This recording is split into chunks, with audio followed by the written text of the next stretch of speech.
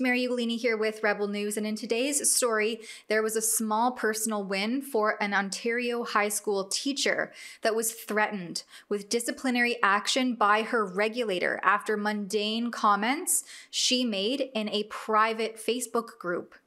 See, the Ontario College of Teachers launched an investigation into Chanel Fall after she denounced critical race theory, CRT, and the curriculum ideation being proposed by fellow teachers in said group.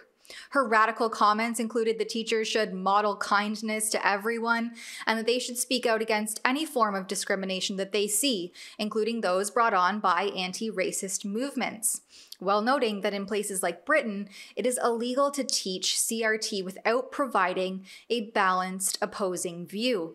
And it has been almost 1 year to the date since Chanel last joined me for that original interview, and she has since been successfully represented by top litigators at the Democracy Fund, where we assisted in crowdfunding her defense at thedemocracyfund.ca/donate. The TDF, the Democracy Fund, is a registered charity upholding democratic values like freedom of expression, independent journalism, and defending civil liberties. So any donation sent their way qualifies for a taxable charitable receipt. And before we feature an update with Chanel herself, first I'm joined by senior litigator at the Democracy Fund, Mark Joseph, to discuss the successful legal outcome. Have a listen. Our client, Chanel Fall, is a teacher with the Ottawa School Board, and some time ago she was told by the Ontario College of Teachers that she was under investigation for comments she made in a private Facebook Messenger group. The comments, we believe, were always fairly mild.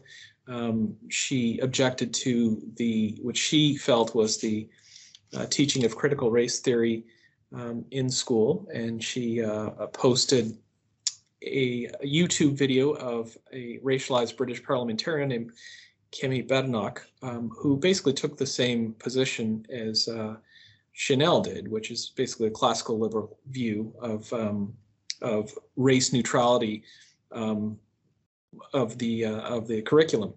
And then she received a complaint that the OCT then told her she would be investigated for. That went to the investigation department of the OCT, and we defended Ms. Fall, and we just received word that she would receive an oral caution. She's had the oral caution, and that ended the matter. Is this a cautionary tale to regulators that meddling in these private discussions over professional opinions isn't going to have merit moving forward? That's a good question. I don't want to speculate as to the future. With respect to Ms. Fall, we're pleased with the outcome, obviously, because that means she has no blemish on her record. She is free to return to teaching, or she never had her license suspended, nothing like that. I don't know what's going to happen in future. I do know that we've seen, in general, the legal profession has seen an increase in these regulatory bodies looking into speech of their members, which we believe really shouldn't attract regulatory scrutiny. How does a case like this work to advance upholding freedom of expression? Well, I'd like to think that it shows the regulatory bodies that there are groups out there, lawyers out there, organizations out there that will take on these cases on behalf of members and fight for their charter rights to speak freely and to dissent. So at least it puts it out there that these regulatory bodies can't just come after their members for regular speech uttered by their members and not have any pushback. All the legal proceedings aside, I wanted to get an update from Chanel and hear more about this oral caution that she had been issued and what that would mean for her moving forward. Here's what Chanel had to say. So, this time last year, we did our original interview when you had just sort of started speaking out against critical race theory and all these radical ideologies infiltrating schools specifically, but also the broader societal context. And now you've really become an advocate, especially on social media and your Twitter page. Can you give us an update on where you were this time last year versus now with a small win really in your back pocket? Yeah, I feel a lot more comfortable now with my views. I remember last year when I first came on Rebel News, I was quite nervous for that interview. I had never really been in the public eye. Now, I've just allowed myself to say what it is I think, and I have faith that that'll lead me where I need to be, regardless of whether that's, if I have to face the consequences for my words, then I will. And it's funny because, they say that we should listen to marginalized voices. And what a lot of people don't realize, or I guess disregard, is that I am part of the LGBT. And here I am saying, "Hey, I have an issue with the excesses of the activism we're seeing in schools," and then I just get called a lot of names, and I'm just ignored. So it's just very, very odd, this whole thing. If you don't go along 100% with the ideology, you're just a nobody. Right. And you have to have your speech compelled, which is essentially what your regulator was trying to do and squash your freedom of expression. So now you have, like I mentioned, a small win in your back pocket. What does that look like in that whole process with the college and your regulator in regards to the investigation that was launched against you by this, unfortunately, has to remain anonymous complainant? Yeah. So that has been it's been a really long process. It's been over 2 years now. It started off with my school board investigating me for this comment I made on Facebook in a private Facebook group. And then it went to the Ontario College of Teachers, which is the regulator, which, they're responsible for giving licenses. And they have now come to the conclusion that it wasn't something they could discipline me for or send me for or take my license away, which is great. But at the same time, it's quite pathetic. I think that they even have had to investigate it in the first place. And I'm left wondering kind of where's my apology?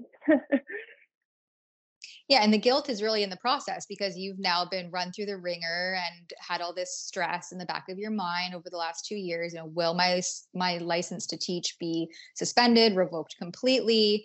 And you've part of the stipulation of not proceeding with disciplinary action is that you essentially received an oral caution. So, what did that look like?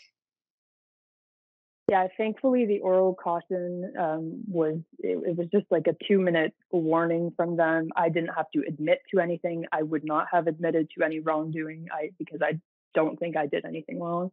But it was still an unnecessary thing that was added on. It was maybe a 2 or 3 minute